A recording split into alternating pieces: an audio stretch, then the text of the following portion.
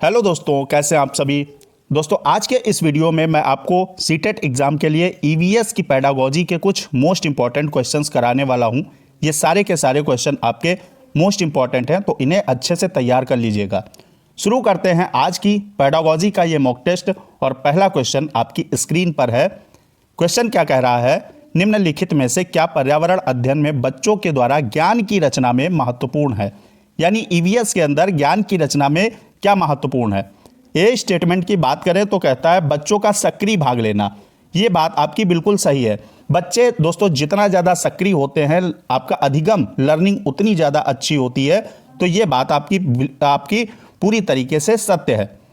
B कहता है बच्चों के समुदाय के सदस्य। ये भी बात बिल्कुल सही है। बच्चों की कम्युनिटी के सदस्य, बच्चों की एक कम्युनिटी होती है, वहाँ से बच्चे बहुत ज़्यादा सीखते हैं, बहुत सारी चीज़ें सीखते हैं। बी भी आपका सही हो जाएगा। सी की अगर बात करें, पर्यावरण अध्ययन की पाठ्य पुस्तकें, ये भी बात आपकी सही है। ज्ञान की रचना में पाठ्य पुस्तकें भी अति आवश्यक है। लेकिन अगर यहाँ सिर्फ लगा होता या केवल पर्यावरण अध्ययन की पाठ्य पुस्तकें होती तो आपका ऑप्शन रॉन्ग हो जाता। लेकिन यहाँ आपका सिर्फ लिखा है कि पर्यावरण अध्ययन की पाठ्य पुस्तकें, तो ये आपकी जरूरी है, महत्वपूर्ण है। डी ऑप्शन की बात करते हैं तो कहता पर्यावरण अध्ययन की पाठ्य पुस्तक में दी गई व्याख्या और परिभाषाएं। दोस्तों यहाँ पे आप पेडागोजी के अंदर अगर कहीं व्याख्या और परिभाषाएं शब्द देख लेना तो आप उस ऑप्शन को नेग्लेक्ट कर देना, उसको वहीं पे खत्म कर देना। तो यहाँ पे डी ऑप्शन आपका खत्म हो जाएगा, ये सही नहीं है। आपके 3 ऑप्शन ए बी सी जो बात कही गई है वो सही है। यहाँ फर्स्ट ऑप्शन करेक्ट हो जाएगा। अगला क्वेश्चन बढ़ेंगे और पेडागोजी का एक और शानदार क्वेश्चन लेंगे। क्वेश्चन कह रहा है दिए गए कथनों में से कौन सा ईवीएस सीखने के लिए राष्ट्रीय पाठ्यचर्या रूपरेखा यानी एनसीएफ 2005 की सिफारिशें हैं। यानी एनसीएफ 2005 पर्यावरण सीखने के लिए क्या कहता है। सीखने के लिए स्कूल, घर और समुदाय के बीच सुनिश्चित सीमाएं होना, रटकर सीखने को हतोत्साहित करना, किताबी शिक्षा से प्रस्थान, स्कूल में बच्चों के जीवन को स्कूल के बाहर के जीवन से जोड़ना। अब यहाँ देखिए कौन कौन सी बातें सही हैं। सीखने के लिए स्कूल, घर और समुदाय, बात तो सही है, लेकिन यहाँ सुनिश्चित सीमाएं, जहाँ पे बाउंड्री आ जाएगी वहाँ पे दोस्तों सीमाएं नहीं होनी चाहिए। तो ये ऑप्शन आपका रॉन्ग हो जाएगा। अगर सीमाएं शब्द देख लेना, बाउंड्री देख लेना, तो वहाँ पे उस ऑप्शन को कैंसिल कर देना है। रटकर सीखने को हतोत्साहित करना लिखा है, ये गलत तब होता है जब प्रोत्साहित होता। यहाँ पे एनसीएफ कहता है कि बच्चे को रटंत शिक्षा प्रणाली से मुक्त कराया जाए, यानी रट्टा नहीं मरवाना है आपको। तो क्या है, हतोत्साहित यहाँ पे है, यानी रटकर सीखने को कम करना। ये बात बिल्कुल सही है आपकी। किताबी शिक्षा से प्रस्थान, बिल्कुल सही है। किताबी शिक्षा जो है उससे जोड़ के बाहर की चीज़ों को जोड़ना, ये आपका उद्देश्य है। तो यहाँ पे अगर बात करें किताबी शिक्षा से प्रस्थान, तो ये बात बिल्कुल सही है कि बिल्कुल किताब पे ही डिपेंड नहीं रहना है। तो बात तो ये भी सही है आपकी। स्कूल में बच्चों के जीवन को स्कूल के बाहर के जीवन से जोड़ना, ये आपका डी ऑप्शन भी सही है। यानी स्कूल में आप बच्चों को जो भी चीज़ें पढ़ा रहे हैं उन्हें उनके वास्तविक जीवन से यानी स्कूल के बाहर के जीवन से जोड़िए, यह आपका एनसीएफ कहता है। तो यहाँ आपका देखते हैं एक इसमें है, यहाँ ए है, ए वाला कैंसिल हो जाएगा, ए वाला कैंसिल, ए वाला कैंसिल, ये आप वहाँ भी कर सकते हैं।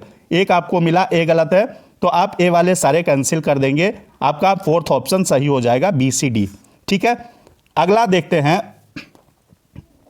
अगला क्वेश्चन क्या है। क्वेश्चन दोस्तों है 3rd नंबर, निम्नलिखित में से कौन सा विकल्प 1 से 5 तक ईवीएस पढ़ाने का एक मुख्य उद्देश्य है। तो 1 से 5 तक ईवीएस पढ़ाने का एक मुख्य उद्देश्य क्या है। शिक्षार्थियों को कक्षा के अधिगम को स्कूल के बाहर के जीवन से जोड़ने में मदद करना, बिल्कुल सही है। जैसे आप पढ़ा रहे हैं स्कूल में किसी भी टॉपिक को, मान लीजिए जल टॉपिक पढ़ा रहे हैं या आपका किसी भी टॉपिक को पढ़ा रहे हैं, तो उस टॉपिक को पढ़ाते हुए आप उनके बाहरी जीवन यानी उनसे बच्चों से डिस्कस करना, क्या आपने पोखर देखा है, तालाब देखा है, नदियाँ देखी हैं, तो इस तरीके से वास्तविक चीज़ों से जोड़ देना। तो वहाँ पे बच्चा आपके साथ डिस्कस करेगा और वो बेहतर ढंग से सीख पाएगा। ये बात आपकी बिल्कुल सही है। स्वतंत्र रूप से व्यवहारिक क्रियाकलापों को करने के लिए कौशल प्राप्त करना, विद्यार्थियों को मिडिल स्तर पर विज्ञान पढ़ने के लिए तैयार करना, विषय की मूल अवधारणाओं की गहन समझ नहीं विकसित करना है। यहाँ पे आपका एक ऑप्शन सही होना था, तो आपका ए ऑप्शन बिल्कुल सही हो जाएगा, बाकी के आप कैंसिल कर देंगे। यहाँ पे होता दोस्तों पेडागोजी में ये है कि सारे के सारे ऑप्शन आपको सही लगते हैं। अब इसमें देखिए सारे के सारे अगर हम बात करें डी को छोड़ के तो आपको लगभग सही लग रहे हैं, लेकिन आपको बेस्ट ऑप्शन चूज करना है तो बेस्ट ऑप्शन आपका ए हो जाएगा, बाकी के सारे कैंसिल कर देंगे। अगला क्वेश्चन क्या है, आपको कक्षा 3 से 5 तक के अपने विद्यार्थियों के लिए ईवीएस पाठ्यपुस्तकों का चयन करना है। यानी आपको अपने 3 से 5 जो बच्चे हैं उनके लिए आपको ईवीएस की पाठ्यपुस्तकों का चयन करने के लिए बोला जाता है। इस उद्देश्य के लिए निम्नलिखित में से कौन सा मानदंड सबसे उपयुक्त होगा, तो आप क्या उसे किस प्रकार की पाठ्यपुस्तक का चयन करेंगे ये आपको बताना है। पाठ्यपुस्तक बाल उन्मुख होनी चाहिए, यानी बालकों के बच्चों के अनुरूप होनी चाहिए, तथा लिंग, जाति, वर्ग और धर्म के आधार पर किसी भी रूढ़वादिता या अपमानजनक व्यवहार से रहित होनी चाहिए। बिल्कुल सही बात है आपकी। अगला देखते हैं, पुस्तक में बड़े चित्र और रंगीन होने चाहिए। ये होने तो चाहिए, बड़े चित्र और रंगीन, आपके बच्चे उससे ज़्यादा अट्रैक्ट होते हैं। सी कहता है भाषा सरल और विद्यार्थियों के मानसिक स्तर के अनुसार होनी चाहिए। बात यह भी सही लग रही होगी आपको। पाठ्यपुस्तकों को सचित्र और विद्यार्थियों के लिए आकर्षक होना चाहिए, यह भी बात आपको सही लग रही होगी। चारों सही हैं, लेकिन एक ऑप्शन आपको बेस्ट चूज करना है। वो ऑप्शन आपका क्या हो जाएगा, जो पाठ्यपुस्तक है वो बाल उन्मुख होनी चाहिए, यानी बच्चों के अनुरूप होनी चाहिए, और वो पुस्तक जो है जिसमें लिंग, जाति, वर्ग और धर्म के आधार पर किसी भी या रूढ़वादिता के आधार पर, अपमानजनक व्यवहार के आधार पर नहीं होनी चाहिए, उससे रहित तो होनी चाहिए। तो ए ऑप्शन सही हो जाएगा। बाकी के यहाँ बेस्ट चूज करना था, ए चूज किया है हमने, तो आपके बाकी के 3 गलत हो जाएंगे। ए ऑप्शन सही हो जाएगा। तो इस तरीके से पेडागोजी करना है। यहाँ पे सारे ऑप्शन आपको सही लगते हैं, लेकिन बेस्ट चूज करना होता है। अगला क्वेश्चन है, एक ईवीएस शिक्षक को योगात्मक मूल्यांकन यानी समेटिव असेसमेंट के लिए प्रश्न पत्र तैयार करते समय डैश डैश पर जोर देना चाहिए। किस पे जोर देना चाहिए? प्रश्न पत्र की लंबाई और कुल अंकों पे जोर देना चाहिए। यानी बच्चों के लिए आप पेपर बना रहे हैं, प्रश्न पत्र बना रहे हैं, तो क्या आप ये देखेंगे कि अगर प्रश्न पत्र 10 पन्ने का हो जाता, 15 पन्ने का हो जाता तो बच्चे डर जाते? ऐसा करेंगे? ऐसा बिल्कुल नहीं करेंगे। प्रश्न पत्र की लंबाई मैटर नहीं करती है, तो आपकी इसमें भी प्रश्न पत्र की लंबाई ये भी कैंसिल हो जाएगा। अगला कह रहा प्रश्न पत्र की सामग्री कवरेज, यानी उसमें जो कंटेंट है उस पर फोकस करेंगे और आपका एक उद्देश्य होगा पेपर कंडक्ट कराने का। डी कह रहा है प्रश्न पत्र के कुल अंक और सामग्री कवरेज, कुल अंकों पे आपको कभी डिपेंड नहीं रहना है, ये आपका निगेटिव हो जाएगा। क्या आपको देखना है? आपको देखना है कि कंटेंट कैसा है और पेपर तैयार करने का उद्देश्य क्या है। सी ऑप्शन आपका बिल्कुल सही हो जाएगा। बाकी के आपके ए बी डी गलत हो जाएंगे। चैनल को दोस्तों सब्सक्राइब कर लीजिएगा, वीडियो को लाइक शेयर कर दीजिएगा, कमेंट में आप बताइएगा आपके कितने क्वेश्चन सही हुए। अगला क्वेश्चन है, निम्नलिखित में से कौन सा कथन सतत एवं व्यापक मूल्यांकन की प्रकृति को स्पष्ट करते हैं? ए ऑप्शन है आपका, ए स्टेटमेंट है, सतत एवं व्यापक मूल्यांकन बच्चों की संपूर्ण प्रगति के लिए उन्हें ग्रेड दिया जाना है। सतत, यहां सतत कर लीजिएगा, सतत एवं व्यापक मूल्यांकन बच्चों की संपूर्ण प्रगति के लिए उन्हें अंक दिया जाना है। तो यहां एक चीज समझ लीजिए, अगर सतत एवं व्यापक मूल्यांकन आ जाता है तो ना तो आपको ग्रेड देना है, ना अंक देने हैं, नंबर भी नहीं देने। क्या है? सी क्या है? तो आपके ए और बी तो कैंसिल हो गए, ना आपको अंक से मतलब है, ना आपको ग्रेड से है। सी कहता है सतत एवं व्यापक मूल्यांकन समय समय पर बच्चों के सीखने के स्तरों में आने वाले परिवर्तन की जानकारी देना है।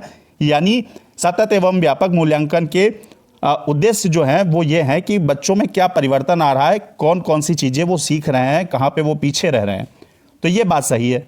डी कहता है सतत एवं व्यापक मूल्यांकन बच्चों को यह बताना है बच्चों को कि वह अपनी अधिगम प्रक्रिया को कैसे आगे बढ़ाएं। यह भी बात बिल्कुल सही है। जब आप मूल्यांकन करेंगे तो आप पाएंगे कि बच्चे किस क्षेत्र में, किस क्वेश्चन में या किस सब्जेक्ट में पीछे हैं, तो उन्हें सुधारने का एक मौका मिलेगा और किस तरीके से वो अपनी अधिगम को अच्छा बनाएं ताकि वो भी आगे निकलें। तो ये डी ऑप्शन भी आपका पॉजिटिव है, सी और डी दोनों पॉजिटिव हैं। यहाँ पे थर्ड ऑप्शन आपका सही हो जाएगा, बाकी के कैंसिल कर देंगे। अगला बढ़ेंगे क्वेश्चन। क्या क्वेश्चन है? कक्षा में क्रिकेट पर ये सारे क्वेश्चन दोस्तों पूछे गए हैं। लगातार मैं आपको मॉक टेस्ट करवा रहा हूँ, आपके इंपॉर्टेंट टॉपिक जो हैं वो दे रहा हूँ, तो इन चीज़ों का आपको तैयार कर लेना है सारी चीज़ों को। अगला जो क्वेश्चन है वो कह रहा है कक्षा में क्रिकेट पर हो रही चर्चा में एक अध्यापक लड़कियों की अपेक्षा लड़कों को अधिक अवसर दे रहा है, ऐसा करके वह क्या कर रहा है? यानी क्रिकेट पर आपकी चर्चा हो रही है कक्षा के अंदर। अब एक अध्यापक हैं जो लड़कियों की अपेक्षा लड़कों को अधिक अवसर दे रहे हैं बोलने के। तो ये क्या कर रहा है, रूढ़िबद्ध चुनौतियों को कम कर रहा है? बिल्कुल नहीं। यहाँ पे दोस्तों वो समझता है, जो शिक्षक है वो समझ रहे हैं कि लड़कियां जो है वो क्रिकेट में इतनी इंटरेस्टेड नहीं होती हैं, जबकि आपके कई सारे एग्जाम्पल हैं, मिताली राज और वगैरह वगैरह, आपके बहुत सारे खिलाड़ी हैं, महिला टीम पूरी है और अच्छा करती हैं। तो यहाँ पे वो आपका शिक्षक जो है वो क्या समझ रहे हैं कि लड़कियां क्रिकेट नहीं खेल सकती, तो कम तो नहीं कर रहे हैं और बढ़ा रहे हैं। जेंडर पूर्वाग्रहों का पालन कर रहा है, जेंडर समानता का अनुसरण तो बिल्कुल नहीं कर रहा, नहीं तो दोनों आपके लड़की और लड़कियों दोनों को समान अवसर देते। जेंडर रूढ़िबद्ध धारणाओं को तोड़ रहा है, ये भी नहीं। आपका क्या है दोस्तों, जेंडर बाइस यहाँ कर रहा है। टीचर जो है, शिक्षक यहाँ जेंडर बाइस कर रहे हैं कि वो समझ रहे हैं लड़कियाँ लड़कों ये क्रिकेट जो है वो सिर्फ लड़कों के लिए बना है, लड़कियों के लिए नहीं। तो बी ऑप्शन सही हो जाएगा। अगला क्वेश्चन बढ़ेंगे। अगला क्वेश्चन क्या है, प्राथमिक स्तर पर एक अच्छे पर्यावरण अध्ययन के पाठ्यचर्या की विशेषता क्या है? विद्यार्थियों को नए उत्पादों के आविष्कार में लगाना। क्या प्राथमिक स्तर पर आप आविष्कार कराएंगे? नहीं, तो ए ऑप्शन आपका गलत हो जाएगा। ज्ञान अर्जित करने पर केंद्रित होना, चलो एक वक्त के लिए मान लेते हैं। विद्यार्थियों में सामाजिक भावनात्मक कौशलों को विकसित करना, और डी कह रहा है कि विद्यार्थियों को जीविकोपार्जन में सहायता करना। यहाँ बच्चे का जीविकोपार्जन आपको नहीं करना, बच्चा प्राथमिक स्तर पर है, उसे इससे मतलब नहीं जीविकोपार्जन से। यहाँ पे आपके दो ऑप्शन बचते हैं, लेकिन बेस्ट ऑप्शन जो है यहाँ विद्यार्थियों के अंदर सामाजिक भावनात्मक कौशलों को विकसित करना, ये सही हो जाएगा। यहाँ पे बी ऑप्शन आपका कैंसिल हो जाएगा, चूंकि आपको एक ही सही करना है। सी ऑप्शन सही हो जाएगा। अगला बढ़ेंगे। क्वेश्चन है, क्वेश्चन कह रहा, आरती के विद्यालय में ईवीएस की एक प्रदर्शनी का आयोजन किया गया। आपके अनुसार निम्नलिखित में से कौन सा सर्वाधिक उपयुक्त उद्देश्य है? विद्यार्थियों और माता पिता को संतुष्ट करना। क्या प्रदर्शनी का उद्देश्य यह है कि विद्यार्थी संतुष्ट हों और माता पिता संतुष्ट हों? विद्यार्थियों में रचनात्मक प्रवृत्ति यानी क्रिएटिविटी को निर्दिष्ट करना, प्रधानाध्यापक और सहकर्मियों को प्रसन्न करना। ये आपका उद्देश्य कभी नहीं होना चाहिए। ये यहाँ पे आपका ए बी रॉन्ग हो जाएगा, किसी को संतुष्ट नहीं करना है। विद्यार्थियों को भावी रोजगार के विकल्पों के लिए प्रशिक्षण देना। यहाँ पे रोजगार की तो बात ही नहीं, बच्चा प्राइमरी स्तर पे है, तो यहाँ पे बच्चों में क्रिएटिविटी को विकसित करना है, इसलिए प्रदर्शनी का आयोजन किया गया है। बी ऑप्शन दोस्तों सही हो जाएगा। आपके ए सी डी तीनों कैंसिल हो जाएंगे। अगला क्वेश्चन लेंगे, और क्वेश्चन कह रहा है, अपनी कक्षा 4 के पर्यावरण अध्ययन के विद्यार्थियों में रचनात्मक आकलन यानी आपका फॉर्मेटिव असेसमेंट के लिए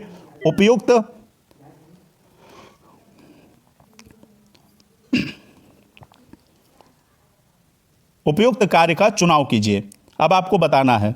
ए कह रहा है तैरने और डूबने का। अगला क्वेश्चन आपका दोस्तों क्या है, अगला क्वेश्चन आपका 10 नंबर है, अपनी कक्षा 4 के पर्यावरण अध्ययन के विद्यार्थियों के रचनात्मक आकलन यानी ईवीएस के स्टूडेंट के फॉर्मेटिव असेसमेंट, ये आपका होता है रचनात्मक आकलन। इसके बारे में मैंने वीडियो चैनल पर अपलोड कर दिया है, देख लेना जाके वहाँ पे। इसके लिए उपयुक्त कार्य का चुनाव करना है आपको। अब फॉर्मेटिव असेसमेंट किस में होगा? तैरने और डूबने के पाठ पर प्रश्न उत्तर लिखना, क्या यह सही तरीका है? डूबने और तैरने की प्रक्रिया का अवलोकन करने के लिए क्रियाकलाप करना, तैरने और डूबने की परिभाषा की व्याख्या करना, जो वस्तुएं डूबती और तैरती हैं उनकी सूची याद करना। तो अगर देखिए, जहां याद करने वाली बात आ जाए उस ऑप्शन को खत्म कर देना, जहां परिभाषा और व्याख्या आ जाए उस ऑप्शन को नहीं लेना है। अब यहाँ पे प्रश्न उत्तर लिखना नहीं है आपको। क्या करना, आपका जो फॉर्मेटिव असेसमेंट है यानी आपका रचनात्मक आकलन है, उसमें क्या है, डूबने और तैरने की प्रक्रिया का ऑब्जर्वेशन करने के लिए एक्टिविटी करना, ये आपका सही हो जाएगा। बच्चे क्या है, करके सीखते हैं तो उन्हें अच्छा अधिगम होता है, लर्निंग वहाँ पे अच्छी होती है। बी ऑप्शन सही हो जाएगा। तो आपके ए सी डी गलत हो जाएंगे। तो आज के इस वीडियो में मैंने आपको पेडागोजी के लगभग 10 क्वेश्चन, मोस्ट इंपॉर्टेंट क्वेश्चंस करा दिए हैं। मिलते हैं अगले वीडियो में। जय हिंद, वंदे मातरम।